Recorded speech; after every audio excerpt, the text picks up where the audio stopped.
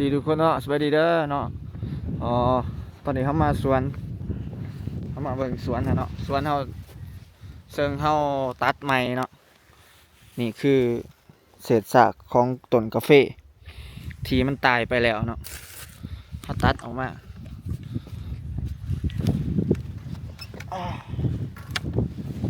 ตัวใดที่มันตายเขาจะทำการตัดมันเนาะเหตุการณ์ตัดมัน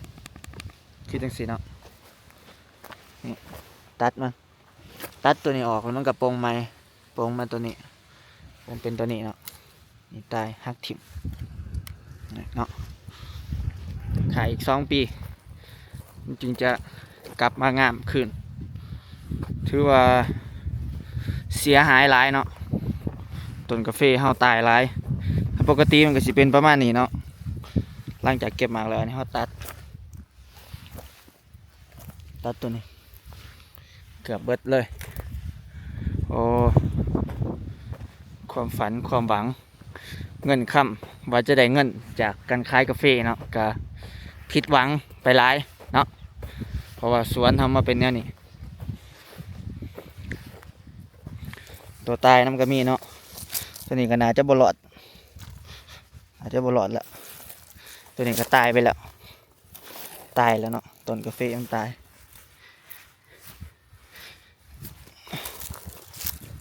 กกต้นนี้ก็เป็นแบบนี้ไปเนาะเนี่ยเนาะสภาพโดยรวมปกติสวนมันก็สิเป็นตึบๆหนาๆเนาะใครเคยเบิ่งคลิป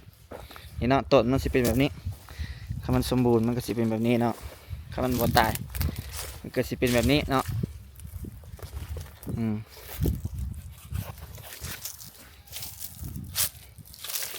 เสียดายเด้เสียดายเด้ so sad so sad เสียดายเนาะเสียใจที่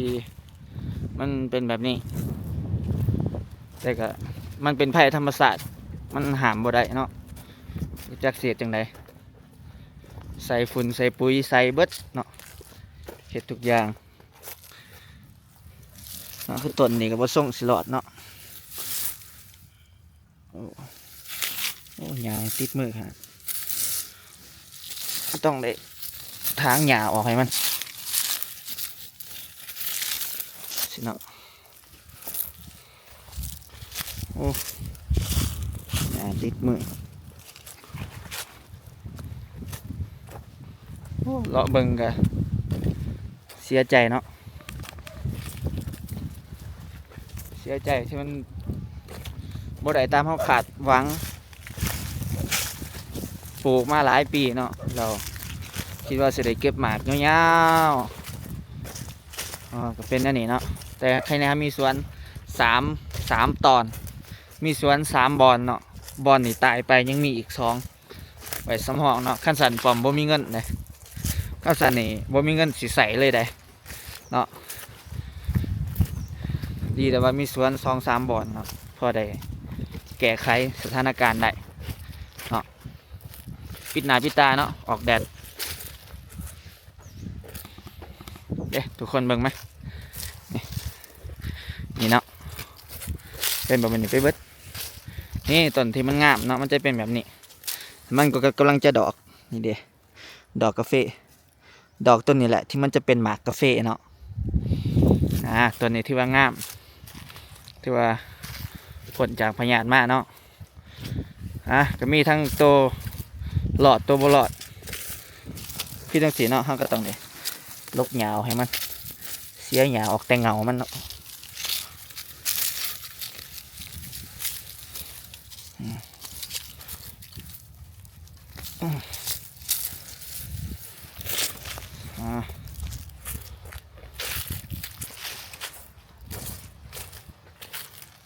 มาเห็นสภาพสวนตกใจมันบ่ควรจะเป็นแบบนี้บ่น่าจะเป็นแบบนี้เนาะ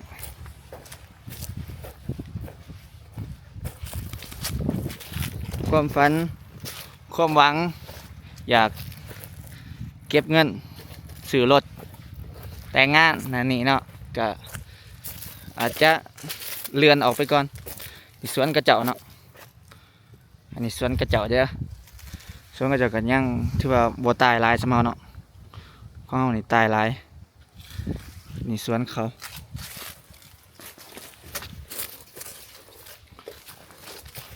เนาะปอมก็อยากมีรถอยากแต่งงานอยากมีเงินเก็บหลายๆเนาะอยากซื้อสิ่งของที่เราอยากได้แล้วก็เฮ็ดสวนมานี่ก็ลงทุนกับสวนหลายได้แต่ก่อนมีแต่ตอนเดียวเนาะแต่ตอนนี้มี3ตอนเนาะปอมซื้อเพิ่มแน่แล้วก็มีดินมูลพ่อแม่ปันไห้เนาะ2ตอนซื้อเพิ่มตอนหนึ่งเนาะแต่ว่าลงทุนเฮ็ดเราหาเงินเองเนาะลงทุนเฮ็ดสวนหลายเด้หลายร้อยล้านเนาะคันสิว่าก็ได้จะเฮ็ดสวนมาหลายปีมันก็หลายร้อยล้านแหละก็ปีละน้อยเนาะค่อยๆเก็บสวนตอนนี้นี่เลี้ยงปอมมาตั้งแต่ตอนยังน้อยๆปอมตอนยังน้อยเนาะถือว่าเติบใหญ่มาหย่อนเงินจากสวนกาแฟประมาณนี้เนาะแถวนี้หญ้าบ่ขึ้นเนาะเพราะว่ามีใบตองปกคลุม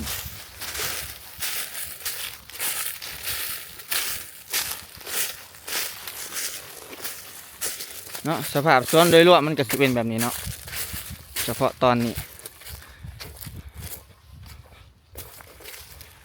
เสียใจ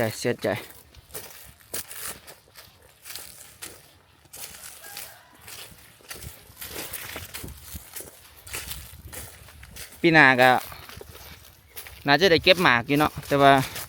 ได้เก็บอยู่หน่อยหนึ่งคิดว่าอาจจะได้เก็บหน่อยหนึ่งเท่านั้นเนาะในบ่หลายอาจจะพอแต่ค่าปุ๋ยเนาะพอได้ค่าปุ๋ยสำนั้นแหละคิดว่าเด้